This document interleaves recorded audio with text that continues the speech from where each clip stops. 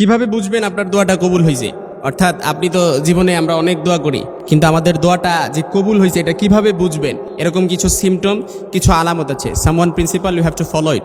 এই প্রিন্সিপালগুলো যদি আপনি ফলো করেন, আপনি সহজেই বুঝতে পারবেন যে আপনার দোয়াটা কবুল হয়ে গেছে। কিংবা কিভাবে দোয়া করলে আপনার দোয়াটা সরাসরি আরশে আজিমে যে নক করবে, এর কিছু মূলনীতি আজকে আপনাদের সামনে বলবো। অর্থাৎ দোয়ার শক্তি যে কি, দোয়ার শক্তি যে কতটা অতুলনীয় আপনি কল্পনাই করতে পারবেন না। এজন্য দোয়া কিভাবে করবেন, আমি যদি ইসরায়েলি রেওয়াতে দোয়া নিয়ে মুসা আলাইহিস সালামের একটি সুন্দর ঘটনা আপনাদের সামনে শেয়ার করি, যেহেতু ঘটনাটি আমাদের ধর্মের সাথে সাংঘর্ষিক নয়, এই জন্য আমাদের শিক্ষণীয়র জন্য। মুসা আলাইহিস সালাম ছিলেন কালিমুল্লাহ ওয়া কাল্লামাল্লাহু মুসা তাকলিমা। মুসা আলাইহিস সালাম আল্লাহর সাথে কথা বলতে পারতেন। তিনি প্রত্যেক দিন তুর পাহাড়ে কি করতেন? যেতেন। কিন্তু মুসা আলাইহিস সালাম এমন পয়গম্বর ছিলেন যে যেটা বলতো সেটাই কি আল্লাহর কাছ থেকে চেয়ে নিত। মুসা আলাইহিস সালাম এমন পয়গম্বর ছিলেন যে ফাসাক্কাহু ফাফাকু আইনা। বুখারীর বর্ণনা এসেছে, যখন আজরাইল আলাইহিস সালাম তার জান কবজ করতে এসেছিল, আজরাইল আলাইহিস সালাম সালাম না দেওয়ার কারণে এক থাপ্পড়ে আজরাইলের চক্ষুকে কি করে দিয়েছিলেন? নাই করে দিয়েছিলেন। আপনি বুখারীর বর্ণনা এটা পেয়ে যাবেন, ফাসাক্কাহু ফাফাকু আইনা। এজন্য মুসা আলাইহিস সালাম এমন ভয়ঙ্কর পয়গম্বর ছিলেন যিনি আজরাইলকে কি করেন নাই? ছাড় দেয় নাই। তো মুসা আলাইহিস সালামের কাছে এক মহিলা এসে বলে, তুমি তো আল্লাহর কাছে যা আল্লাহর সাথে কথা বলো, আল্লাহর কাছে প্রার্থনা করো, তো তুমি আল্লাহর কাছ থেকে আমার জন্য একটু বলো, কারণ আমার খুব সন্তান হওয়ার খুব ইচ্ছা, আমার সন্তান হওয়ার খুব আকাঙ্ক্ষা, আল্লাহ তাআলা আমাকে সন্তান দিবে কি না এটার জন্য তুমি আল্লাহর কাছে একটু বইলো। তো মুসা আলাইহিস সালাম যখন আল্লাহর কাছে বললেন, আল্লাহ এই যে এই মহিলা বলতেছে এভাবে তাকে সন্তান দেয়া যায় কিনা, একটা সে সন্তানের মা হতে পারবে কিনা, তখন মুসা আলাইহিস সালামকে আল্লাহ তাআলা বললেন যে এই মুসা, এই মহিলা সন্তানদানে কি অক্ষম, সে বন্দা, সে কখনো সন্তানের মা হতে পারবে না। তো মুসা আলাইহিস সালাম যখন এই মহিলাকে এসে বললেন যে আল্লাহ তাআলা বলছে তুমি কখনো সন্তানের মা হতে পারবে না, তুমি সন্তানদানে কি অক্ষম, তো এই মহিলা চলে গেল। মহিলা কি করলো? চলে গেল। তো মহিলা দ্বিতীয়বার আরেকদিন আবার আসলো, এসে মুসা আলাইহিস সালামের কাছে আবার এসে বলে যে মুসা তুমি এইবার আল্লাহর কাছে যাও, এইবার যে বলো যে আমি সন্তানের মা হতে পারবো কিনা। যখন ওই মহিলা মুসা আলাইহিস সালামের কাছে বললো, তো মুসা আলাইহিস সালাম যখন আল্লাহর কাছে বললো, তখন আল্লাহ তাআলা বললে যায় না, এই মহিলা কি করতে পারবে না? সন্তানের মা হতে পারবে না, সে সন্তান দানে অক্ষম। রুফিয়াতিন আকলামা জুফাতিস সুহুফ, এটা লিখে ফেলছি, কলমের গালি শুকায় গেছে, এটা আর বদলানো যাবে না। তো মুসা আলাইহিস সালাম যখন ওই মহিলার কাছে আবার এসে বললো যে দ্বিতীয়বার আল্লাহ তাআলা কি বলে দিছে তুমি সন্তানের মা হতে পারবে না, তুমি বন্দা, অর্থাৎ তুমি সন্তান দানে অক্ষম। তো মহিলা আবার ফিরে গেল। আমরা যদি হইতাম, যদি আল্লাহ তাআলার কাছে কনফার্ম জানতে পারতাম যে এটা আমি পারবো না, জীবনে সন্তানের বাবা হতে পারবো না, এরকম যদি আমরা জানতাম, আমরা তো দোয়া করা ছেড়েই দিতাম, হতাশ হয়ে যেতাম যে আল্লাহ পৃথিবীর সবাইরে সন্তান দেয়, আমার কেন দিব না? আল্লাহ তাআলার কি আমার দোয়া কবুল করে নাকি? শুধু কি আল্লাহ তাআলা আমারই দেখছে নাকি? সব বিপদ আপদ দুশ্চিন্তা সব কিছু কেন শুধু আমার উপরই আসে? এরকম অনেক সময় আছে না? অভিযোগ করে ফেলি আল্লাহর কাছে। একটু যদি বিপদের সময় বিপদে ধৈর্য ধারণ না, বিপদ আমাদের উপর পতিত হয়, বিপদে ধৈর্য ধারণ না করে হিম্মত হারিয়ে আমরা আল্লাহকে অভিযোগ করে ফেলি যে সব বিপদ আপদ কি শুধু আমারই দেয় নাকি আল্লাহ তাআলা? শুধু কি আমারই দেখছে নাকি আল্লাহ তাআলা? সব কিছু শুধু কেন আমার উপরই আসে? এরকম আমরা কি করি? ধৈর্য হারা হয়ে যায়। কিন্তু এই মুসা আলাইহিস সালাম যখন ওই মহিলারে, বনি ইসরাইলের মহিলাকে বলল, মহিলা কিন্তু হতাশ হয়ে যায় নাই, সে বিনম্র চিত্তে বিনয়ীভাবে আল্লাহর কাছে কায়মানুবক্কে করতে থাকে। তৃতীয়বার মুসা আলাইহিস সালামের কাছে যখন আসছিল, মুসা আলাইহিস সালাম একই উত্তর দিছে। চতুর্থবার, লাস্ট অ্যান্ড ফাইনাল বার মুসা আলাইহিস সালামের কাছে এসে দেখে মহিলা দুইটা ফুটফুটে বাচ্চা নিয়ে আসছে। সুবহানাল্লাহ বলতে পারলেন না?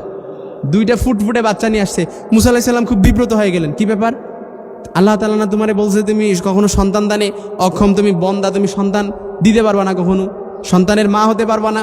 তো মুসা আলাইহিস সালামের কাছে ওই মহিলা বলে, যখনই আল্লাহ তাআলা বলছে যে আমি সন্তানের মা হতে পারবো না, আমি সন্তান দানে অক্ষম, মুসা আলাইহিস সালাম সাথে সাথে আল্লাহর কাছে গিয়ে বলে, আল্লাহ আপনি তো বলছেন যে ওই মহিলা কখনো সন্তানের মা হতে পারবে না, ওই মহিলা কখনো সন্তান দানে অক্ষম, কখনো মহিলা কি করতে পারবে না? সন্তান দিতে পারবে না। কিন্তু এই মহিলা তো দুইটা ফুটফুটে বাচ্চার মা হয়ে গেল। তখন আল্লাহ তাআলা বলে, মুসা আলাইহিস সালাম যখনই মহিলারা আমি বলছি আর তুমি যতবার মহিলার কাছে সংবাদটা দিয়েছো, ততদিন এই মহিলা আমার কাছে শুধু বলছে, হে আল্লাহ আপনি তো দয়াময়, আপনি তো দয়াময়, আপনি সব কিছু দিতে পারেন। আমার এই দয়াময় নামের দোহাই দিয়ে যখন মহিলা আমার কাছে চাইছে, আমি মহিলার আর ফিরিয়ে দিতে পারি নাই। এজন্য আমাদের দোয়াগুলো কেন কবুল হয় না? কিভাবে দোয়া করলে আমরা আল্লাহর কাছে কবুল করে নিতে পারবো? আমি যদি চমৎকার একটি হাদিস আপনাদের সামনে শেয়ার করি, আল্লাহ রাসূল সাল্লাল্লাহু আলাইহি সাল্লামের হাদিস। আল্লাহর হাবিব সাল্লাল্লাহু আলাইহি সাল্লাম বলেন, আপনার কনসেপশন আইডিয়া ক্লিয়ার করার জন্য আপনি হাদিসটি মুসলিম শরীফে পেয়ে যাবেন, কিতাবুজ জিকিরের মধ্যে আপনি হাদিসটি পেয়ে যাবেন। আবু হুরায়রা রাদিয়াল্লাহু তাআলা আনহু থেকে বর্ণিত, আল্লাহর হাবিব সাল্লাল্লাহু আলাইহি সাল্লাম বলেন, লা ইয়াজালু ইস্তাজাবু লিল আবদি মা লাম ইয়াদউ বিইসমিন আও কাতিয়াতিন রাহিমিন মা লাম ইস্তাজিল।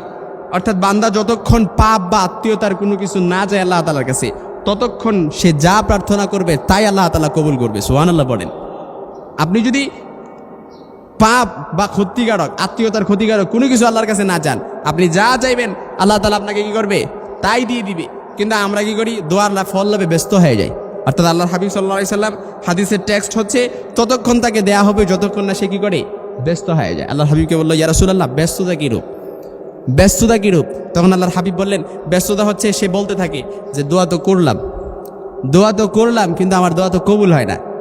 এই ব্যস্ততা করা যাবে না। আপনি দোয়া করছেন, এটা অবশ্যই কবুল হবে যদি আপনার মনের ভেতরে ইয়াকিন আর ইখলাস থাকে। কিন্তু আপনি যদি হতাশ হয়ে যান যে দোয়া তো করলাম, আপনি যদি ব্যস্ত হয়ে যান দোয়া তো করলাম কিন্তু আমার দোয়া কবুল হয় না, এই জন্য এইভাবে ব্যস্ত হওয়া যাবে না। কারণ যতবার আপনি দোয়া করছেন, এই দোয়াটা শুধুমাত্র এই দোয়াই নাই, দোয়াটা কিন্তু একটা ইবাদত।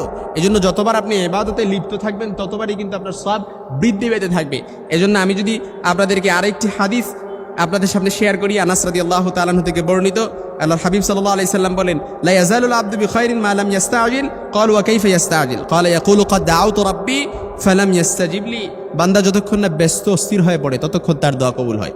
আপনি ব্যস্ত হয়ে পড়ছেন, আপনার দোয়া কবুল হবে না। এটা আর আরশে আজিমে যে কি করবে না?